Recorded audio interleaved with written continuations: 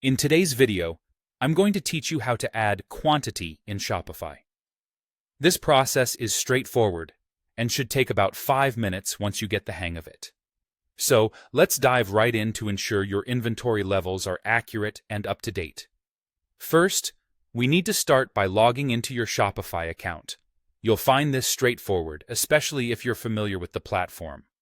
Once logged in, you'll be presented with your Shopify admin dashboard, which is the central hub for managing your store and business operations. Next, navigate over to the Products section in your Shopify admin. From there, select Inventory. This step is crucial as it will direct you to the part of your dashboard where you can view and manage your inventory levels. By visiting this section, you'll have a clear view of what you currently have in stock across your store's different locations. Once you're in the inventory panel, you need to choose the location where you wish to adjust product quantities. You'll see a drop-down menu that lists all the different locations your store operates from. Selecting the correct location is essential to ensure that the inventory updates are made where they matter most. With the location set, it's time to find the specific product or product variant you wish to adjust. Simply scroll or use the search function to locate what you are updating. Being precise here helps in maintaining an accurate record of your stock and avoids confusion later on. Now, let's talk about how to adjust those quantities. If you're dealing with individual variants, enter the new quantity directly in the On Hand or Available column next to the product.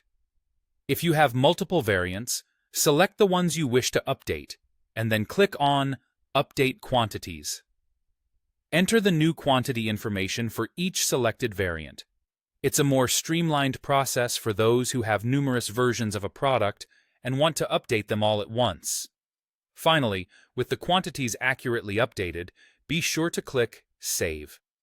Saving your changes is crucial to ensure your inventory records are properly updated and reflect the current stock available to your customers.